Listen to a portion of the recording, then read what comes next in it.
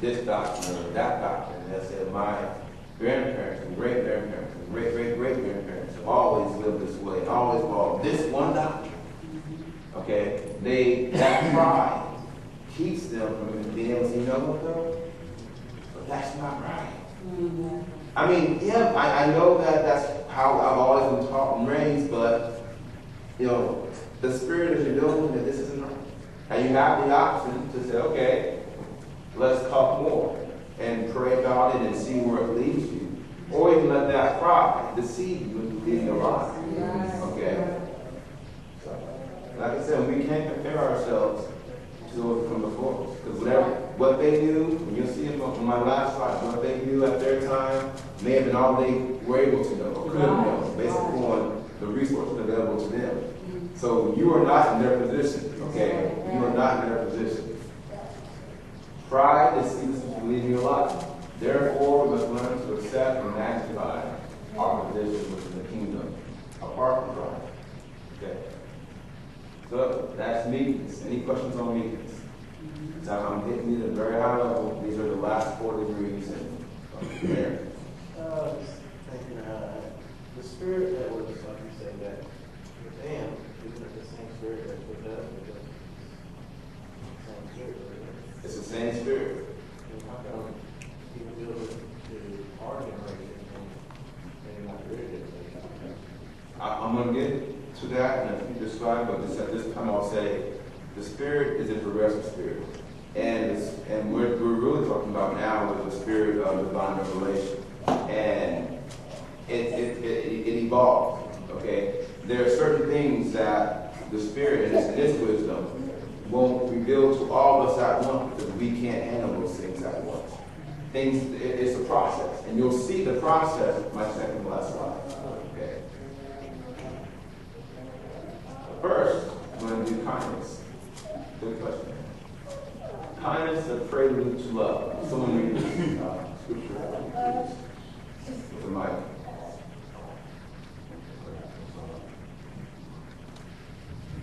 Okay. Psalms 143, 7 through 8. Hear me speedily, O Yahweh. My spirit faileth. Hide not thy face from me, lest I be like unto them that go down into the pit. Cause me to hear thy loving kindness in the morning, for in thee do I trust. Cause me to know the way wherein I should walk, for I lift up my soul unto thee. Kindness. Kindness.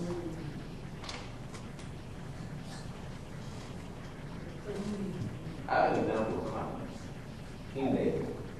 And I think David was a very, very wise man like his son Solomon. I think we often miss how wise and how good a person David was because of the mistakes he made.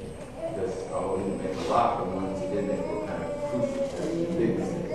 But outside of those few bad mistakes, David was a man with sound judgment and very kind man.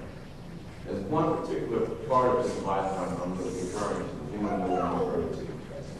Jonathan's son. Yes, Jonathan. Tell us what happened. You have the mic? Can you tell us what happened there? Say my voice a little bit. Well, you know, he and Jonathan were like brothers. Yes. And Jonathan talked about it, remember him speaking and how his son, I can't think of his name, but yeah, he had a physical condition. And David always looked out over him and promised he had a place at his table all his life. And, you know, make sure he was fed and cared for, just show him kindness. Yes. So as soon as David ascended the throne of in Jerusalem, I don't know if heaven or Jerusalem, but he asked, is there anyone left in the house of Saul? Yes. And I can show kindness to? Yes. And you might say, okay, well that's no big deal.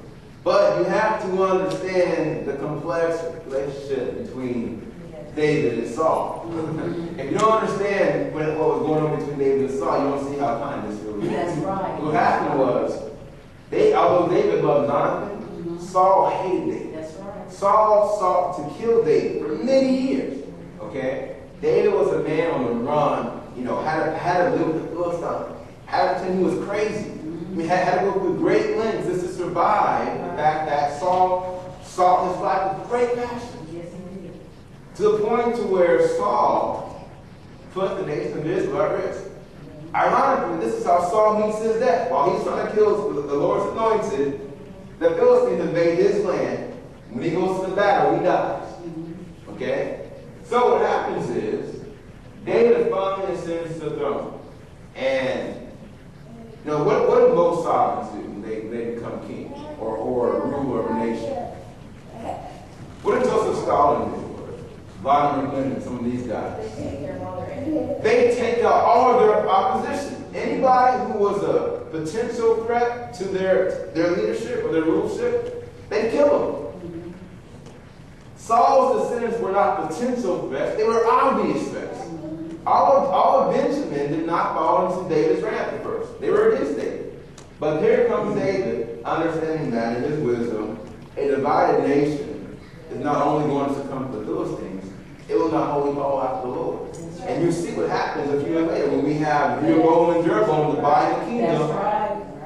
That set them on the path to an Assyrian captivity and a Babylonian captivity. They even knew that. So he said, okay, well, this is my first act of kindness that's going to bring the entire reign of Israel back into the house of Judah. Okay? But it took a bold move. It was a very bold move. But with his kindness, he then received others forever. Kindness is found in Scripture on 78 occasions. On 49 of these occasions, the Scripture utilizes the phrase loving kindness. So there's a very unique relationship between those two final degrees of holiness, love and kindness. But what is kindness? It is the quality of being considerate, thoughtful of others, pursuing the goodwill of others. Pursuing the goodwill of others. What does that tell you? That's what it tells me. It's the first degree we meet where we're actually pursuing for somebody else besides ourselves. Yeah, when we want joy, we're trying to get joy in our own lives. We want peace in our own lives. We need our own faith, our own obedience, our own wisdom. But for the first time, now it's about somebody else. We're pursuing the good will of others. So what 3 degrees do you believe would be focal in that pursuit? Consideration.